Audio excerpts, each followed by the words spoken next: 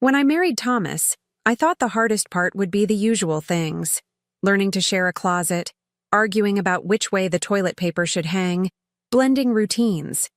But none of that compared to her. From day one, Margaret made it painfully clear I wasn't the wife she'd pictured for her precious son. She didn't need to raise her voice. Her disapproval came in polished phrases and polite poison, always with an audience nearby. She had a talent for the kind of compliments that sting long after the words fade. "That's an interesting dress, Isabella. Very brave of you." Or my personal favorite: "Thomas always liked women with strong opinions. It must be exciting for him." I used to laugh it off, play nice, keep the peace. I told myself she'd come around eventually, that maybe she just needed time to see who I really was. But years passed. Holidays came and went, and if anything, she only sharpened her claws. Every dinner, every birthday, every gathering, she turned them into tests I was never meant to pass. I could feel her watching me, waiting for a misstep, measuring me against ghosts I never even met. And Thomas? He'd just sigh and say, "That's just how she is, babe. She'll warm up to you." I started to wonder if he really believed that, or if he just didn't want to see what I saw. The truth is, I tried. I really did. I smiled through the slights, bit my tongue when she corrected me in front of guests, and helped clean up after dinners she never thanked me for. I learned the choreography of keeping the peace: pour the wine, nod politely, dodge the landmines. All for Thomas. I loved him enough to endure it. Or maybe I was just too proud to admit that it hurt more than I let on. There was one night, our second anniversary, when I wore a soft blue dress Thomas had picked out himself. As I walked into the room, Margaret's eyes flicked over me like I was a dust smudge on a glass. She said, "Well, that's different. I suppose not everyone can pull off pastels." Then she laughed. Everyone laughed. And I stood there trying not to shrink, reminding myself that grace doesn't mean silence, just restraint. I began to see how Margaret treated her approval like currency, one I wasn't allowed to earn. She praised Thomas's exes like they were national treasures. "Clara always brought wine from Italy, not the supermarket," she'd say, as if that was the golden standard of womanhood. At first, I wondered if I should be more like them. Now I know, no woman would have ever been good enough for her son. Not unless she could be molded, controlled, owned. Sometimes I'd watch Thomas from across the room, the way he smiled at his mother, completely unaware of the slow erosion happening just behind his back. He never noticed how tightly I held the edge of the table when Margaret spoke, or how my laughter at her comments came a second too late. He didn't see the way I flinched when she brought up Clara again, with that wistful tone that made it clear she still wished things had gone differently. I began to build little rituals to protect myself. Pep talks in the bathroom mirror before family gatherings. One deep breath before answering the door. Lipstick? Always. A small shield of color, like war paint. I thought if I just kept showing up with kindness, if I kept being steady, she'd eventually see I wasn't the enemy. But Margaret didn't want peace. She wanted dominance, and I was beginning to run out of grace. Then, on a quiet Thursday afternoon, something shifted. Not with a fight, not with tears. Just a simple moment, born out of a favor. I offered to help her with her laptop. Something basic, routine. But while I waited for the files to load, a folder caught my eye.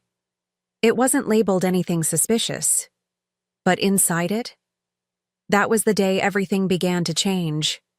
Funny how some betrayals don't come with fireworks or raised voices, just a soft click of a mouse and a quiet gasp you have to swallow. That day, sitting at her dining room table, Margaret asked me to help with something simple: update her email password. She was unusually pleasant, almost chatty. I thought maybe, just maybe, we were turning a corner. But as her laptop screen blinked open, a window she hadn't closed caught my attention. It wasn't the name of the folder that stood out, something generic, like family docs. But the contents? Entirely different story. Scans of property titles, spreadsheets of undeclared assets, and what looked like forged signatures on financial documents tied to an ongoing inheritance case. My heartbeat didn't just quicken, it thundered. This wasn't awkward paperwork. This was illegal.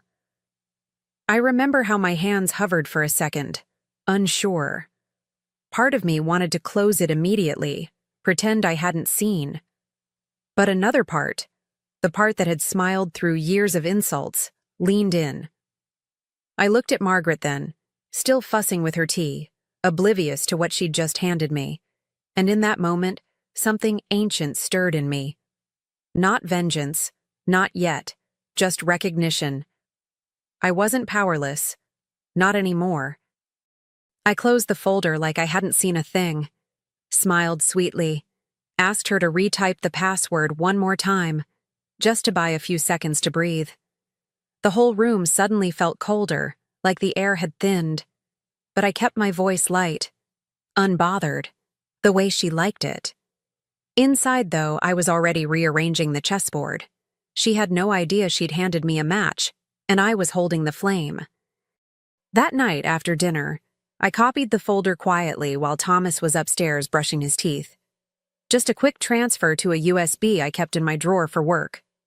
And while the files loaded, I stared at the screen like I was looking at her reflection. Not the woman she pretended to be, but the one I always knew was there. The manipulator. The deceiver. The woman who'd spent years trying to make me feel small, now crumbling behind digital paperwork. I could have screamed. Could have confronted her right away. But instead, I sat back and smiled. Not out of victory. Not yet. It was something deeper. The stillness that comes when the scales finally balance. I looked at that little USB like it was a key. Not just to her secrets, but to a whole new power. For the first time in a long time, I felt calm. Like I wasn't just surviving in her world anymore. I was quietly rewriting the rules. The next morning, I watched her pour coffee like nothing had happened. She wore her usual pearls, that stiff cardigan she always buttoned to the top, as if control could be stitched into fabric. She made small talk about local news, complained about someone's landscaping. Same performance, same stage. But I wasn't her audience anymore. I sipped slowly and smiled back, knowing something she didn't. At one point, she glanced up and asked, "Everything okay, dear?" And I nodded, almost too casually. "Lovely, thank you. You're such a gracious host." That little line landed soft, but with just enough weight to make her pause for half a second. That was new. I used to answer her questions like I was on trial. Now, I let her feel the silence that followed, let her wonder what had shifted. And as I put my cup down, I looked around that pristine kitchen. The framed photos, the polished silver, the illusion of order. And thought, so the queen has a secret. Not the kind you cry over, the kind you pay to bury. I stood, straightened my coat, and said goodbye with a smile that probably looked too kind. But behind it, something had begun to bloom, quiet, steady, and no longer afraid. I spent the next few nights with her secrets spread across my screen like puzzle pieces. No wine, no music, just the quiet click of my mouse and the hum of a truth too big to ignore. The deeper I looked, the uglier it got. Shady property transfers, shell accounts, entire assets tucked away in names I didn't recognize. It wasn't just carelessness. It was deliberate, methodical. She'd built an empire of lies, brick by careful brick. I made copies, labeled everything, organized the documents like I was curating an exhibit no one would ever want to see. Then I reached out to someone I trusted, an old college friend who'd gone into law. Discreet, sharp, no nonsense. I sent over what I had, held my breath, and waited. Her response came quickly. Isabella, if this went public, your mother-in-law would be done. Fines, asset seizure, maybe worse. And just like that, I wasn't holding a match anymore. I was holding fire. Still, I didn't rush. I watched Margaret from across dinner tables and Sunday visits, her voice as sharp as ever, her jabs still dressed as jokes. But something had shifted inside me. Her power didn't land anymore. She could talk all she wanted. I had her truth in my pocket. And one evening, while Thomas was out with friends, I decided it was time for a private conversation. She opened the door wearing her usual smile, tight, rehearsed, a little too curious. Is everything all right? She asked, stepping aside. I didn't answer right away. I just walked in, calm and steady, like I was there to borrow sugar. She offered me tea. I declined, sat down, looked her right in the eye. I wanted her to feel it before I even spoke. That quiet tremor in the air when something is about to change. I know why you've always hated me, I said. No drama, just truth. Her expression didn't falter, not at first. But I saw it. The blink, the breath held for a second too long. I pulled the USB from my coat pocket and slid it across the table. Her hand twitched. This contains everything I found on your laptop, I continued, my voice steady. And before you ask, yes, I've made copies. Safe ones. She tried to speak, but I raised my hand gently, like a teacher silencing a child. You've spent years trying to make me feel like an outsider. Like I wasn't worthy of the seat I already had. But let me be very clear. If you ever speak to me with disrespect again, if you ever try to undermine me, I won't hesitate. I leaned back, letting the weight of it settle. You wanted a war. I just brought the terms. For a moment, she just stared at the USB like it might explode. Her hands, always so composed, so calculated, were suddenly restless. She reached for her pearls, adjusted them, then folded her fingers in her lap as if rehearsing control. But it was too late for performance. I'd pulled back the curtain, and the woman behind it wasn't nearly as terrifying as she believed herself to be. Still, I wasn't there to destroy her. Not unless she made me. I was offering something else entirely. A boundary. One lined with teeth. I told her, you don't have to like me. You never did. But you will respect me. And if you can't manage that, then I promise, your world will collapse before you ever see it coming. I didn't raise my voice. I didn't need to. The silence did more damage than any scream could. As I stood to leave, I looked down at her. Smaller now somehow. Or maybe I'd just finally stopped shrinking myself to fit her comfort. Good night, Margaret, I said softly, as if we'd just shared dessert and polite conversation. And as I closed her front door behind me, I felt lighter. Not vindicated yet. No, that would come later.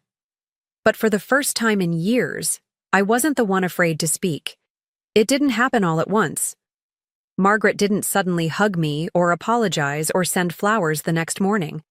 No, the shift was more subtle and far more satisfying. It was in what she didn't say. No more comments about my cooking. No more passive-aggressive digs about my clothes or how I stacked the dishwasher. For the first time in our history, her silence was respectful, maybe even fearful. The next family dinner was the true test. She arrived early, as always, but instead of inspecting the silverware or pointing out a stain on the napkins, she offered to help, just like that. Do you need anything, Isabella? I nearly dropped the serving spoon. I played it cool, nodded once, and handed her the salad tongs. Inside, though, I was savoring every second of it like it was dessert. She didn't dominate the conversation that night. She didn't drop Clara's name once. And when someone complimented the roast chicken, Margaret actually smiled and said, Isabella's really grown into her own, hasn't she? The table went quiet for a second. Even Thomas looked up, confused. I just smiled and took a sip of wine, letting him sit with the mystery, because I wasn't about to spell it out for him. Not yet. Thomas asked me later that night while brushing his teeth, "What's going on with my mom? She's been different." I shrugged, drying my face with a towel, hiding the tiniest smirk. "Maybe she's finally seeing me," I said. I didn't lie, but I didn't explain either, because sometimes the most powerful thing you can do is let someone else connect the dots, slowly, painfully, on their own. The truth is, Margaret hadn't changed overnight. She'd simply recognized something she never expected to find in me: power. Not loud, not flashy, but unshakable. The kind that settles in your posture, your voice, the way you enter a room and don't ask for space. You take it. She must have realized the rules had shifted. That the daughter-in-law she tried to shrink now held the upper hand. And, oh, how carefully she walked around me now. Invitations to dinner. Thoughtful texts with recipes she thought I might like. She even started calling before visiting, unheard of. It was strange at first, like watching a snake try to dance. But I let her try. Let her attempt her version of grace. Because I knew it wasn't affection that had changed her. It was consequence. And sometimes, that's enough. One Sunday afternoon, during a casual lunch with extended family, someone made a light joke. Something about how Margaret and I finally seemed to be getting along. "Took you too long enough," they laughed, reaching for the breadbasket. I looked at Margaret, who froze just slightly, her smile flickering before snapping back into place. I could have laughed. Instead, I gave them all the simplest truth. "Sometimes respect doesn't come with time," I said, gently folding my napkin. "Sometimes it comes with consequences." No one knew exactly what I meant, not even Thomas, who glanced at me with that curious tilt of his head. But Margaret? She understood. Her grip on her wineglass tightened just a bit, and for once she didn't have a clever retort. Only silence. After that, things just settled. The air between us wasn't warm, but it was no longer sharp. She still wore her pearls, still told her stories, but the edges were softer now. Or maybe I'd just stopped letting them cut. And as we cleared the dishes and exchanged polite goodbyes, I could feel something shift beneath it all. Not forgiveness, not friendship. Just a new balance, one that would hold. I don't walk on eggshells anymore. I walk like I belong, like I always did, even when she tried to make me doubt it.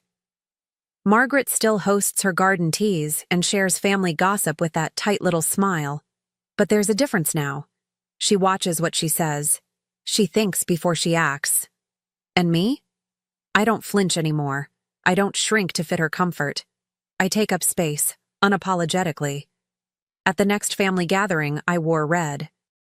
Bold, unmistakable, the kind of color Margaret always called a little too much for daytime. I laughed too loudly. I touched Thomas's shoulder when I spoke. I moved through the room like it was mine, because it was. I had earned every inch of that table, every seat, every glance. Margaret didn't dare challenge me. She just complimented the appetizers and asked if I needed help.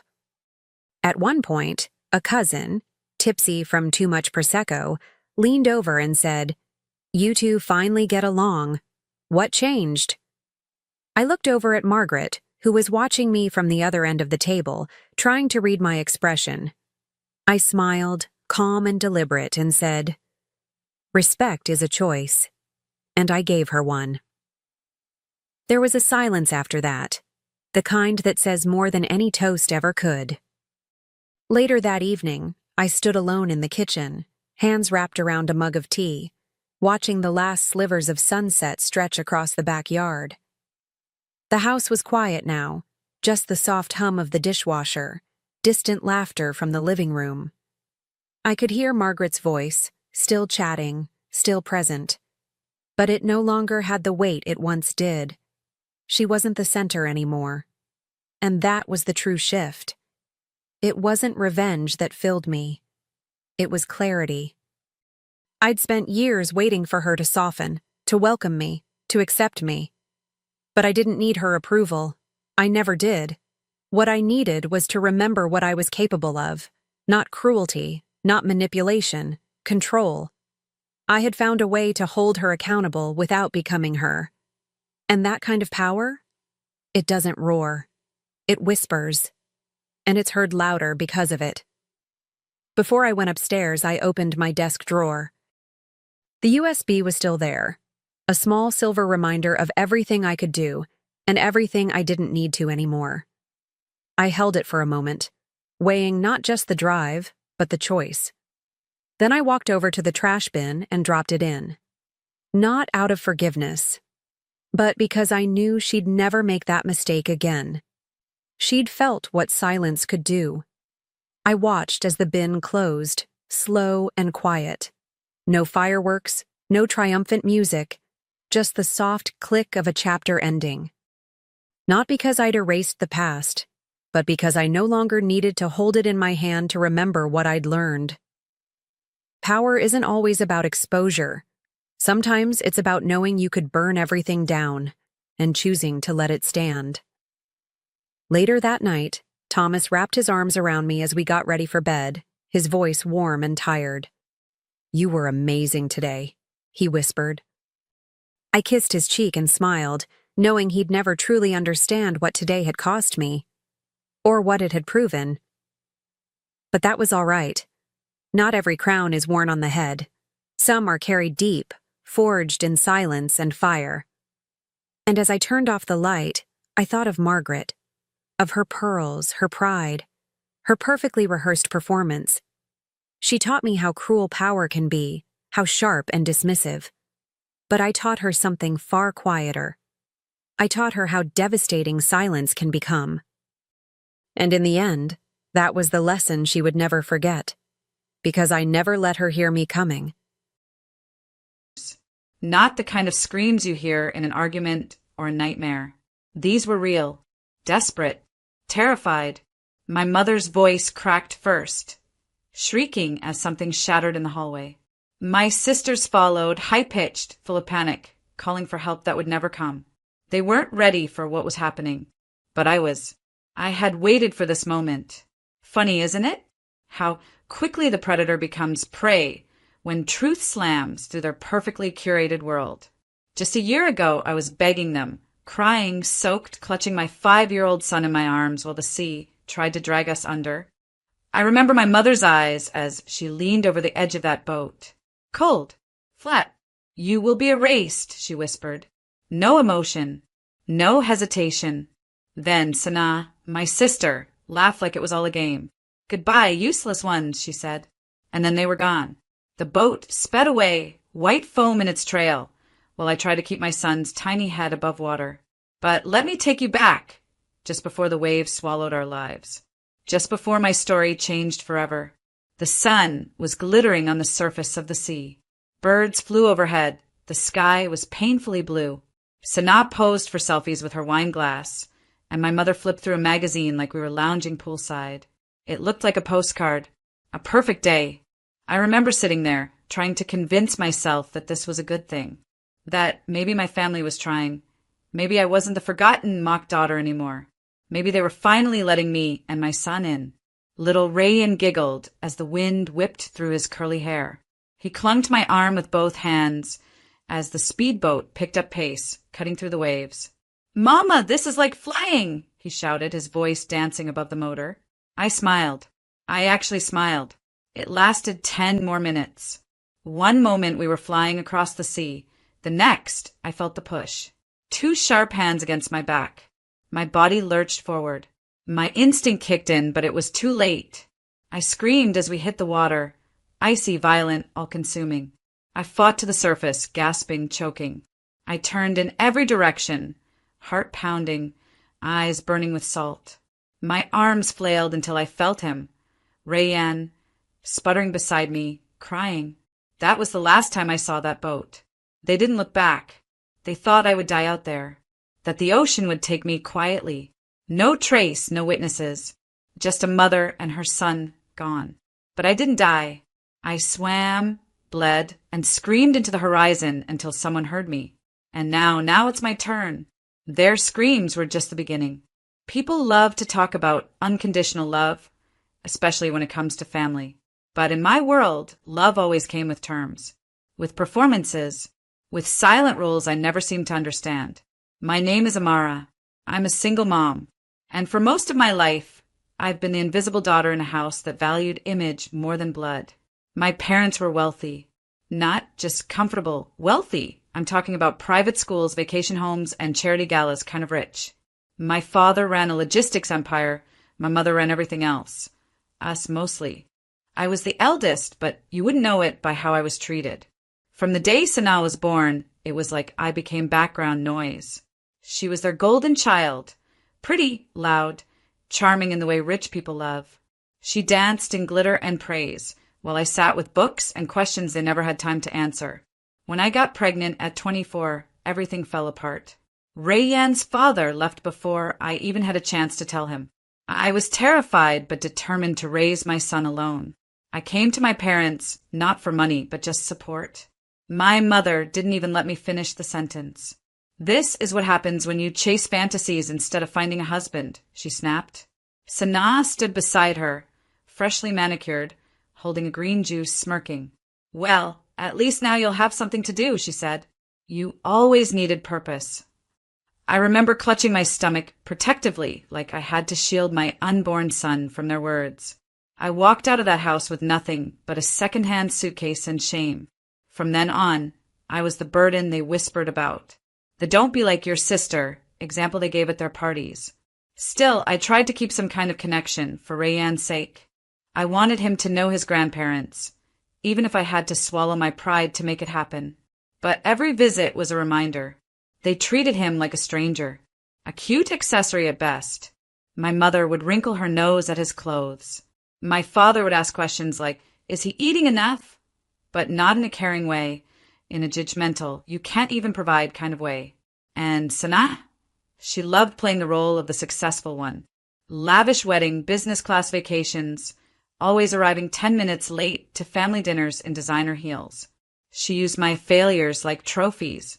Her favorite game was offer me help in front of others, just loud enough for everyone to hear me politely refuse. I worked 3 jobs. I cleaned houses, tutored kids, ran errands for old ladies in my building. I never begged them, not once, but they never stopped looking at me like I was dirt on their polished floors. Still, I kept showing up for Rayyan until the day they invited us on that boat. That was the moment I realized some families don't just neglect you, they erase you. It started with a phone call. Out of nowhere, my mother's name flashed on my screen. I almost didn't pick up, but something about it tugged at me. A foolish hope, maybe, or just exhaustion from always carrying the weight alone. I answered, and to my surprise, her voice wasn't cold. It was soft, like honey over thorns. Amara, she said, we were thinking it's time we spent more time with you and Rayyan. I froze. I'd gone years without hearing a sentence like that from her. I waited for the twist, the conditions, the little stings she usually wove into her words. But they never came. We're taking the boat out on Sunday. The weather's beautiful. It'll be peaceful. Why don't you and the boy come along? She added, like she was inviting us for tea. I glanced over at Rayyan, sprawled on the living room rug, building a tower of plastic blocks. He looked up at me and smiled. Something about his little face, so full of innocence, pushed me to say yes. Maybe this was her trying. Maybe people could change. Sunday came, and so did the doubts. They arrived quietly, like shadows under the sun. When we reached the marina, everything was pristine. The boat sparkled like a floating mansion. My mother was already on board, dressed in white linen, oversized sunglasses hiding her eyes. She kissed the air beside my cheek, a gesture so unfamiliar it made my skin prickle. Sanaa was there too, of course, sun-kissed, loud, dressed like a magazine ad. She greeted Rayyan with fake enthusiasm, crouching to his level with a voice that didn't quite match her smile. Look at you. A real sailor today, ha! She said, tousling his curls. Rayyan hid behind my leg. He never liked her. Still, I convinced myself it was fine. I told myself to relax. to let go. But the small things piled up. No life jackets in sight. The captain, an older man I remembered from past summers, was gone, replaced by a younger guy with a nervous smile who didn't speak much. My mother brought out orange juice for Rayanne and wine for us. I noticed her glance when I took a sip. I felt a chill run down my spine. They kept looking at each other, Sanaa and my mother. Silent nods. Quick, subtle gestures, as if there was a conversation happening just beneath the surface. "I'm glad you came," my mother said suddenly, placing her hand over mine. "You're still part of the family, Amara. We haven't forgotten you." The way she said it didn't feel like comfort. It felt like a sentence. I tried to smile to shake the unease off. I sat close to Rayanne, my fingers lightly brushing his arm every few minutes, just to feel that he was still there. Real. Warm. The boat picked up speed. The sky stretched wide and open above us. Everything looked perfect, but my gut screamed otherwise. And deep down I knew. They didn't bring us here to bond. They brought us here to vanish. The sun shimmered on the water like a promise. Rayanne leaned over the side of the boat, giggling as the wind played with his curls. "Look, Mama, the water sparkles." I smiled for him. I even let myself believe for a moment that maybe I'd been wrong. Maybe they were truly trying to reconnect. Maybe it was a fresh start, a foolish, fragile hope. Sanaa was at the wheel, her oversized sunglasses hiding everything. My mother stood behind her, arms crossed, lips tight like they were holding in something unspeakable. Rayanne tugged my hand. "Can I dip my feet just a little?" "Only if I hold you," I said, lifting him so he could sit on the edge with his tiny feet brushing the surface. His laughter echoed across the sea like music. Then everything stopped. A shadow moved behind me. A whisper brushed my ear. "You will be erased," my mother said. I didn't even get to turn fully before I felt two sets of hands shove hard against my back. The world tilted. Rayanne screamed. Cold swallowed us. The ocean punched the breath from my lungs as I hit the surface. I reached blindly, heart screaming louder than my voice. My arms caught Rayanne's slippery little body, and I pulled him to my chest. He was coughing, crying, terrified. Above, the boat didn't stop. It drifted, slowly like nothing had happened. I could see them. My mother leaned against the railing, unmoved. Sanaa was beside her, sipping from a glass of wine. And then Sanaa whispered, loud enough for the sea to carry it. "Goodbye, useless ones." I screamed their names, cursed them, begged. Nothing. They turned away. I wrapped my arms tighter around Rayanne, trying to keep his head above water. My limbs ached already, dragged by the weight of wet clothes and the panic pressing down on me like a stone. "Shoot, baby, I've got you," I kept saying over and over, though my teeth were chattering and the salt was stinging my eyes. "Mama's here.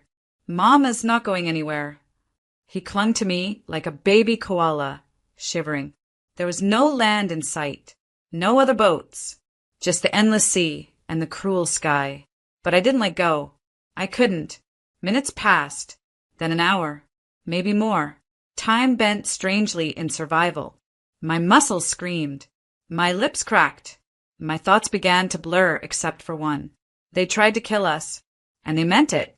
But we were still breathing, still alive. They had no idea the mistake they just made, because I would not drown quietly. I would not disappear. Not me. Not my son. And by the time I was done, the only thing that would sink was their perfect little world. My limbs were jelly. My skin burned from the sun and salt. Each wave felt like a slap, each breath a battle. But I held Rayanne, my son, above the water like he was my heart beating outside my chest. He had stopped crying. That scared me more than anything. His head rested on my shoulder, his breathing shallow. "Mama!" he whispered once, voice dry and small. "I'm here, baby," I choked. "I'm right here." But I didn't know how much longer I could keep that promise. The sea was endless. The sky offered no mercy. The boat was long gone, like our place in the family, like our names, erased. My legs cramped. My arms quivered. Salt stung my eyes so bad I saw mirages. Sometimes I imagined we were being lifted. Sometimes I thought I heard motors. But nothing came. We floated in hell.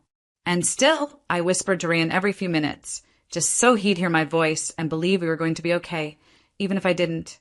Then, through the haze, I heard something real. A sputter. A hum. A distant engine. I forced my head up. There, on the horizon, a boat. Small. Wooden. Moving slow. I screamed, but my voice cracked and failed. So I raised one arm. Just one. Like a flag of desperation. The boat veered. Closer. A man shouted. Two more leaned over the edge. They shouted again. Relief and panic crashed inside me like a tidal wave. Hands reached. I couldn't even lift Rayanne anymore. Someone else did. My baby vanished over the edge as I blacked out. When I woke, we were on a deck. Blankets. Water. A cracked voice in a language I barely understood. A woman patting my face gently, her eyes filled with concern. Rayanne was sleeping, safe beside me. Alive. Alive. And something inside me, something deep, snapped awake. I had begged for love from people who'd only ever given me cruelty. I'd trusted blood over instinct. I'd clung to hope like it was oxygen. But no more. I felt it in my bones. The burn. The promise. They thought I would drown. They thought I'd vanish like a mistake they could erase. But I didn't drown. I endured. And now I would rise. Not for revenge. Not for anger. But for justice. For truth. For Rayanne, who would never again feel like he didn't belong. I was done being the forgotten one. They threw me into the ocean, thinking I'd sink. But they didn't realize. You can't drown a storm. I didn't go back. Not to the house, not to the name, not to the life where I was less than. The fishermen dropped us at a coastal shelter far from the city. No questions asked. A kind woman named Soraya, who ran the center, took one look at my sunburned face and Rayanne's hollow eyes and gave us a room without a word. We stayed. I told no one who I was. Changed our names on every form. I became Mira and Rayanne became Zane. Just like that, Amara died quietly. And in her place, someone new began to rise. The first few weeks, I could barely move. My muscles ached, and my spirit felt threadbare. But I cleaned floors at night when everyone slept. I taught myself to walk without limping. I made breakfast for the other women. I volunteered for every hard task. I watched. I listened. I learned. Soraya noticed. She gave me a job at the front desk. Then helped me get certified for basic office work. A local NGO offered training in digital marketing. I took the course with fire in my veins. I worked while Rayan slept beside me, his hand always touching mine like a tether to this world. I sold handmade items online. Then I built websites for others. I used fake names, ghost accounts. I buried every trace of my old life. But in my mind, I remembered every detail of that boat. Every word they said, every glance they exchanged. I kept the pain close, not to suffer, but to sharpen. Each day, I felt my body return. My heart strengthen. My will harden. People called me kind, hardworking, talented. They didn't know I was also quietly becoming dangerous. They didn't know I woke every night from dreams of the ocean, only now I wasn't drowning. I was standing, watching them sink, because I hadn't forgotten. They thought they ended my story out there in the sea. But really, that was only the first page. 2 years later, I walked into my old hometown like a stranger with power in her heels. No one recognized me. Not the sleek woman with a confident stride, glowing skin and piercing eyes. Not the one who wore silence like armor and smiled like she knew every secret in the room. Because I did. I was no longer Amara, the forgotten daughter. Now I was Mariam Khan, an investor from Dubai looking for real estate deals and digital branding opportunities in high-end circles. A fictional name with very real influence. My first move? I bought the house next door to my parents' mansion. Cash. Then I introduced myself to my mother at a charity gala. She looked straight through me, complimented my dress, not knowing she once called me useless in that very shade of blue. I shook her hand and smiled.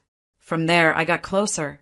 Sana, my golden sister, now ran an events company, funded by my parents, barely profitable, leaking money. I offered her a branding partnership through one of my shell companies. She couldn't say yes fast enough. Within weeks, I had access to her records, her clients, and most importantly, her lies. Late payments, fake invoices, sketchy offshore transfers tied to my mother's charity. Oh, how the mighty had gotten sloppy. At night, I watched them from my upstairs window. My mother sipping wine by the pool. Sanaa yelling at the housekeeper over tulips. The image of power, all built on rot. They still thought I was dead. Disappeared. A chapter they closed without guilt. But I was living in their blind spot, studying their weaknesses, feeding their egos, setting every piece like a chessboard. They had no idea the soft daughter they discarded had become the architect of their unraveling. And I didn't rush. No, I wanted them comfortable, proud, smug, because the higher they stood, the harder they'd fall.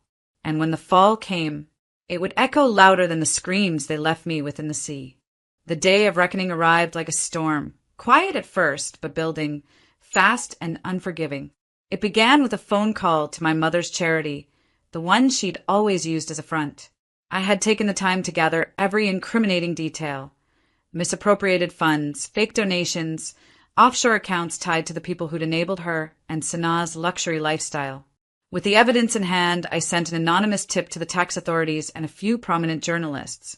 The storm picked up speed. The next day, Sanaa's company was hit with an audit. Out of nowhere, my old family accountant showed up at her office, with papers in hand detailing every transaction, every dodgy deal. The shock on her face when she saw the police walk in, pure panic. She didn't know I'd been watching every corner of her empire crumble. As the hours passed, news outlets picked up the story of the fraudulent charity. My mother was at the center of the scandal. Her reputation, carefully curated for decades, was being torn apart in front of the world. The phones started ringing nonstop. Her colleagues, the very people who'd once kissed her ring, began to turn their backs.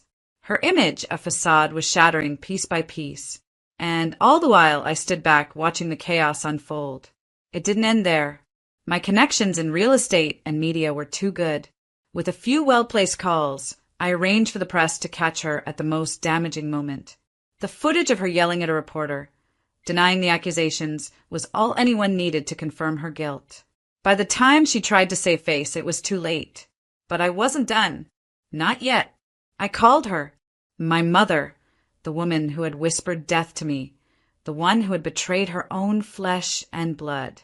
She picked up, her voice trembling, unsure if she was speaking to a ghost. "You think this is over?" I asked, my voice cold, steady. There was a long pause. Then a whisper. "Amara?" "No. Miriam. Miriam, please, You should have left me in the water," I said, my voice cutting through her pleas like a knife. "Because now you will drown in your own lies." Her frantic screams echoed through the phone, but no one was there to save her. Not this time. Not when it was me, her own daughter, who had become her worst nightmare. And then for the first time I let myself smile. The fall was complete. Backyard, music low, and everyone clinking glasses like we were the picture-perfect family. I stood there, smiling politely, holding a drink I hadn't even sipped, when my dad's voice cut through the air, sharp, loud, and humiliating. "Sarah, it's time you sell that damn house. Your brother's loan isn't going to pay itself." My fingers froze around the glass. Conversations died. Every single person turned toward us. I laughed nervously, thinking maybe, just maybe, he'd laugh too and say it was a joke. But no, his eyes were dead serious. I looked at my mom. She didn't even flinch. Just stood there like she agreed with him, like it was the most normal thing in the world to tell your daughter to throw away the one thing she built with her own blood and sweat, just to save her brother. I didn't say a word. Not yet. But inside me, something snapped. They thought I'd stay quiet like I always had, that I'd nod and swallow it, just like the hundreds of times before when they made me feel like I was less than their golden boy. But this time, I was done playing the obedient daughter. I glanced at my brother, Ryan, standing there in his branded shirt and fake Rolex, acting like he belonged on a magazine cover. Well, the truth was he couldn't pay his car loan, let alone his mounting debt. He didn't even look ashamed. He just smirked like he knew I'd cave. And maybe I would have years ago. Back when I still craved their approval. Back when I thought family meant sacrifice and silence. But that version of me? She didn't exist anymore. I placed my glass down gently, pretending like I was calm. But inside, my heart was thundering. Not from fear, oh no. From restraint. Because I wanted to scream. I wanted to yell at the top of my lungs about how unfair it all was. But I didn't. I just smiled and said the 7 words that made every single person in that backyard stop breathing. Then start packing. You've got 30 days. My dad's face twisted. What are you talking about?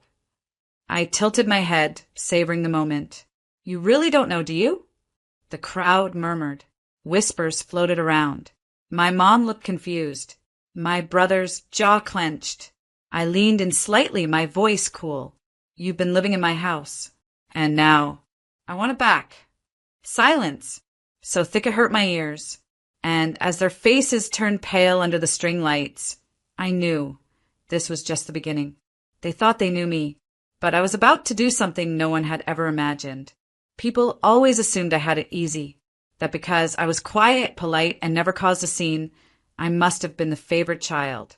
They were wrong. From the very beginning, it was Ryan.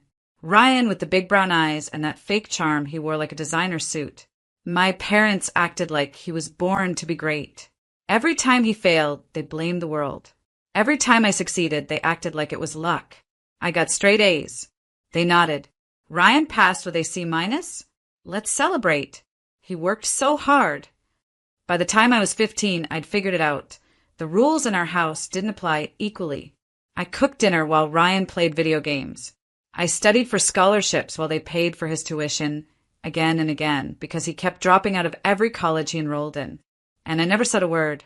I worked 2 jobs through university. Came home late, feet aching, while Mom packed Ryan's favorite biryani for him because he was too stressed to cook. They drained part of their retirement fund to buy him a new car when his old one got repossessed.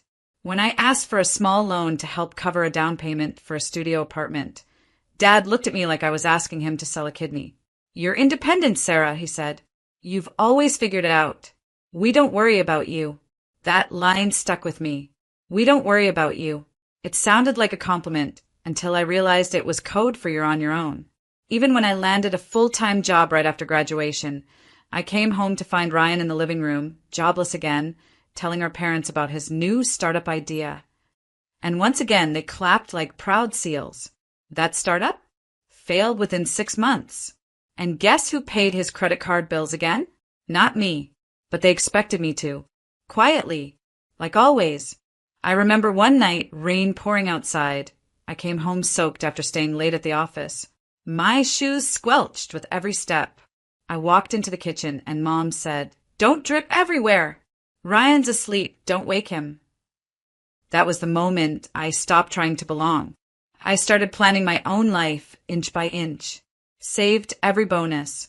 Lived below my means. Stopped sharing my milestones because they weren't celebrated anyway. Eventually, I bought my own house. My dream house. No co-signers. No handouts. Just me. And the moment I shared the news, Dad asked if I'd put it in the family trust. Mom asked if Ryan could maybe move into the guest room just for a few months. That's when I knew. To them, I was the backup plan. The emotional punching bag. The golden daughter turned scapegoat. But I wasn't going to be silent anymore. They'd built their world on the assumption I'd always be the one to sacrifice. Now, I was going to show them what happened when the quiet one stops playing nice. It wasn't just a house. It was mine. Every brick, every polished floorboard. Every key on that ring represented years of hustling, of swallowing my pride, of hearing no and still pushing forward. I didn't have a fairy godmother, no rich uncle, no secret inheritance. Just a spreadsheet, sheer willpower, and a silent promise to myself. One day, I'll walk into a place that no one can take from me. And I did. The day I got the keys, I cried alone in the empty living room. No champagne, no cheering family, just me and the walls that now held space for my freedom. But freedom in my family came with strings. When I first mentioned the house, my mom's first words weren't, "I'm proud of you." They were, "Wow, so far from the city." Are you sure it's safe there alone? Translation: Why didn't you let us control this too? A week later, Ryan stopped by with my dad. He walked through the house like he was doing me a favor, pointing out things like, "This kitchen's nice. You could totally Airbnb the basement and help with our situation." Our situation, what he meant was his mess. His fourth failed business. The luxury SUV he couldn't pay off. The personal loan that was now threatening to tank his credit score. Then came the bombshell. Dad sat me down and said, with all the fake calm in the world, "Look, sweetheart, we've always supported each other in this family. It's time you step up. Sell this place. Use the money to get Ryan back on his feet. Your turn to help, okay?" I stared at him, trying not to laugh or cry. My turn? As if I hadn't been silently helping my whole life while Ryan ran through every opportunity like it was a toy he got bored of. I nodded slowly. "Okay, I'll think about it." And they thought they'd won. But in my mind, something dark and razor-sharp had already started forming. I wasn't going to sell. Not even close. Instead, I made a quiet call to my real estate lawyer. I asked him how to set up a private LLC. I transferred the deed into it. Made sure nothing was traceable to me publicly. Then I made another call. To a property manager. I told them I was moving abroad for work and needed someone to handle the house. In truth, I was moving just 15 minutes away into a small rental nearby so I could watch everything unfold. 3 weeks later, I handed over the keys. To my parents. "I'm going to lease the place for a while," I told them. "You guys can stay here rent-free for now. Just help me keep it in shape." Their eyes lit up like they'd won the lottery. I smiled, because they had no idea. The clock had already started ticking. The day I moved out of my own house, no one saw it coming. I packed my things in silence. No drama, no teary goodbyes, just one suitcase, a laptop bag, and a calm that felt foreign after years of swallowing rage. I left behind the custom furniture, the plush rugs, even the artwork I had saved for months to buy. It wasn't giving up, it was bait. My parents had moved in 2 days prior. They were still getting comfortable, already complaining about the water pressure and saying the lighting wasn't warm enough. Dad had dragged Ryan's old gaming chair into the living room like it belonged in a museum. Meanwhile, I slipped away into a simple rental. At least that's what I let them believe. It was a modest house in a quiet neighborhood with a small garden out front. Clean, unfussy, peaceful. But here's the twist. I own this one too. Bought it under a different LLC. Different address on the paperwork. Different name on the mailbox. It was all legal. Invisible. My second home was mine, hidden in plain sight. I even had fake lease papers made just in case they snooped. The next week, I invited Mom for tea, hoping to drive the nail in further. She looked around the humble place and barely concealed her smirk. "Bit of a downgrade, isn't it?" she said, sipping her chai with that sweet-coated venom only mothers can perfect. "But at least you're learning to live within your limits." I smiled. "Yeah, I'm trying."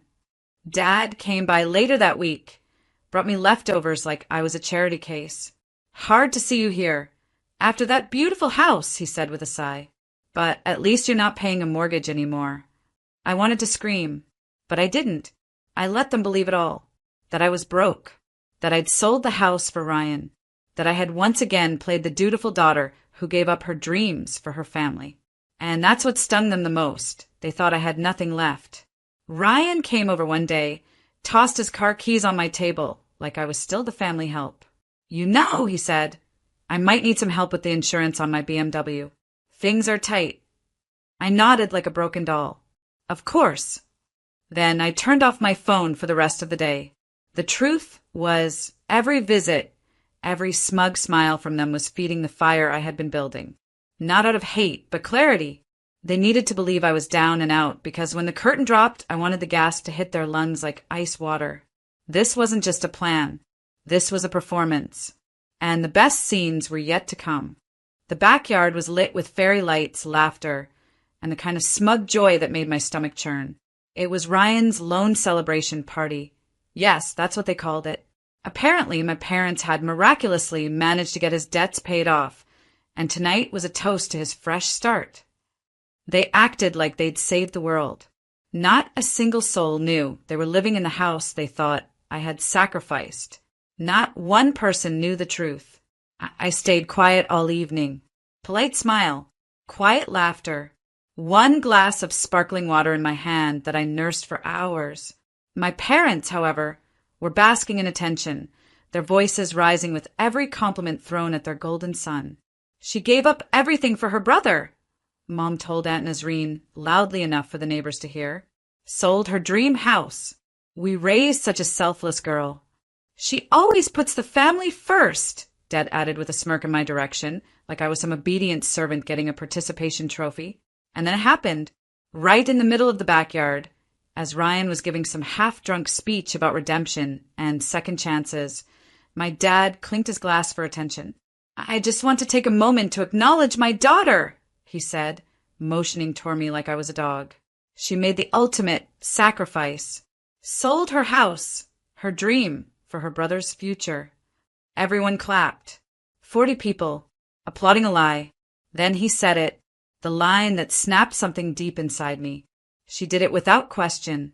And honestly, if we ever need her to step up again, I know she will. That's what family does. Laughter. Nods. More clinking glasses. I stood up slowly. My hands didn't shake. My voice didn't crack. I'd rehearsed this moment 1,000 times in my head. You're right, Dad. That is what family does. I looked around at the crowd. But what family doesn't do is lie, manipulate, and mooch off the only child who ever stood on her own 2 feet. The backyard fell silent. I took a breath, then turned toward my parents. You never paid off Ryan's loan. I did, but not by selling my house. My mother blinked like I'd slapped her. I didn't sell it, I said louder now. I still own that house, and the one I live in now. I own that too, both under separate LLCs. Both in my name. I'm not broke. I never was. My father's jaw clenched. What are you saying? I'm saying, I stepped forward, that the house you're living in, the one you think I gave up, you're tenants. And as your landlord, I'm giving you 30 days notice to vacate. The color drained from their faces. Someone gasped. I looked at the stunned crowd and smiled. I've played the humble daughter long enough. It's time I lived like the woman I actually am. Then I sat down, sipped my sparkling water, and let the silence thunder louder than applause ever could. The days after the backyard party were like walking through a battlefield, except I was the only one still standing. My phone blew up the next morning. Missed calls from Mom. Voicemails from Dad. Even Ryan had the audacity to text me, calling me dramatic for exposing the truth in front of everyone. He said I should have kept it in the family. As if keeping it in the family hadn't already burned me to the bone. But I stayed silent. Let them sit in the discomfort. A week later, a formal notice was delivered to the house, my house, by my lawyer. It was a clean, polite, legally worded eviction. 30 days to vacate, effective immediately. No threats. No nastiness. Just business. Mom called instantly. This time she didn't yell. She begged. Sarah, sweetheart, please. Where will we go? How could you do this to your own parents? I didn't flinch. The same way you guilt me into giving up everything, I replied, calm as glass. That house was my reward for a decade of sacrifice. You treated it like a pawn. I'm just taking back what was always mine. Dad didn't call. He sent an email. One line. You've embarrassed this family. I didn't reply to that either. I didn't need to. Meanwhile, word spread like wildfire through the family. Aunties called to check in, which really meant gather gossip. Cousins who hadn't messaged me in years suddenly popped up with "You go, girl" texts. Some admired me. Some judged me. None of it mattered. The best part? The tenants they had unknowingly mocked, my neighbors, started treating me differently. One even stopped me in the grocery store.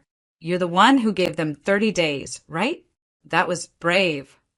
I just smiled and nodded. Some debts can't be paid in silence anymore. 2 weeks before move out, I passed by the house.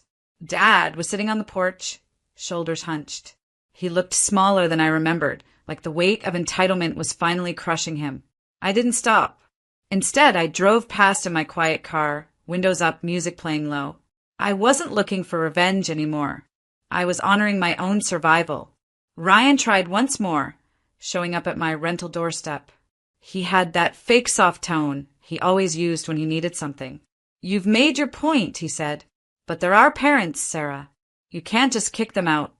"I can," I said firmly. "And I am." He scoffed.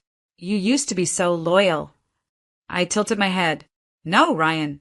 I used to be so blind." By the time the final week rolled around, the house was nearly empty. Furniture gone. Curtains taken down. The dream I had once built and offered as shelter to those who never deserved it was finally mine again, not just in name, but in power. And when day 30 came, I stood at the gate as they drove off. Not a word was exchanged, but their silence was louder than any apology they never gave. It didn't take long for Ryan's carefully spun web of lies to start unraveling. Turns out, being bailed out once just gave him the confidence to dig a deeper hole.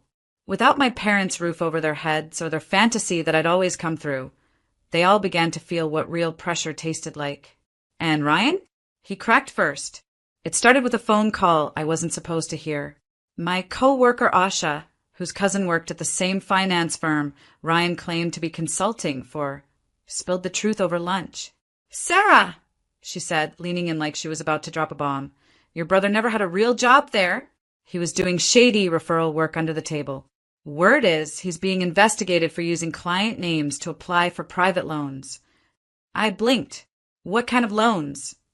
The kind that need someone else to foot the bill when things go south. I shouldn't have been surprised, but it still hit me like ice down the spine. The golden boy? He'd been a walking debt grenade this entire time. 2 weeks later, I got an email from a lawyer I didn't recognize, apparently one of Ryan's former investors. He was listed as a co-guarantor on a loan Ryan had forged. My name had popped up in their digging. The only reason I wasn't involved? Because, thank God, I'd legally separated all assets under LLCs years ago. Every house, every penny, untouchable. I forwarded the email to my own attorney and blocked the number. By the end of that month, Ryan's car was repossessed, his bank account frozen, and his face on a local news report about small-scale financial fraud. It was surreal watching the TV screen show his mugshot while my parents sat in their rental apartment, one they could barely afford on their pensions. Mom called, crying. "This family is cursed," she sobbed. "Why is this happening to us?" But I didn't respond with pity. I responded with truth. "This isn't a curse, Mom. This is consequence. You treated Ryan like a prince and me like a purse. And now he's bankrupt, morally and financially. Dad never called. He was too proud. But I heard from Uncle Tamor that he'd been asking around about legal ways to sue his daughter. I almost laughed. Sue me? For what? Owning my life? They lost the illusion that Ryan would ever be their redemption. And without that illusion, their carefully constructed kingdom, built on denial, lies, and favoritism, collapsed. The irony? The very daughter they once dismissed had become untouchable. And the son they crowned? He was now nothing but a headline. And yet, even as they watched everything fall apart, they never said thank you. Never said sorry. Not once. But I didn't need their apology anymore. Because the truth had done what years of begging never could. It made them feel what it was like to be powerless. And that was justice enough for me. 6 months later, I stood in front of tall glass windows overlooking the ocean, barefoot, coffee in hand, and peace wrapped around me like silk. The sun was warm on my face, and for the first time in years, I wasn't bracing for the next blow. I was simply living.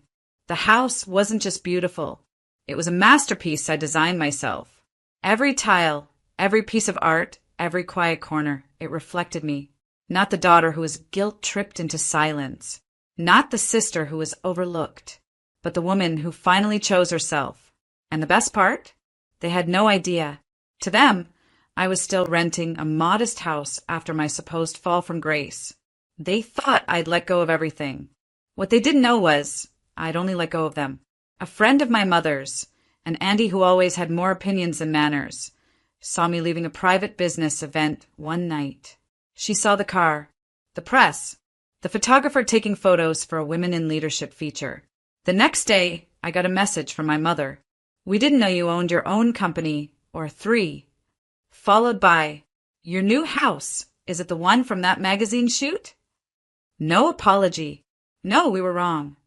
Just the stunned realization that the daughter they once treated like an ATM had become a force of nature, and they weren't even part of the story anymore. It was poetic. Ryan tried to reappear too. After his legal fallout and public disgrace, he was doing freelance consulting, which was just code for begging people to trust him again. He emailed me, "Hey sis, maybe we could grab coffee sometime? Talk. Catch up."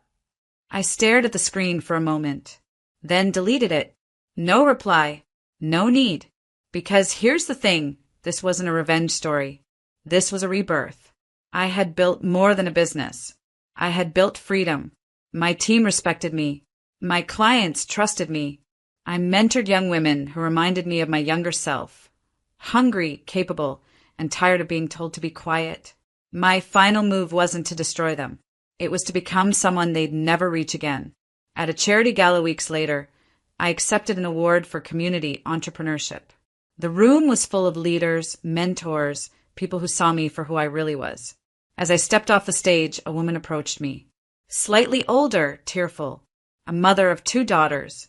"You give people like us hope," she whispered. That was the moment I knew.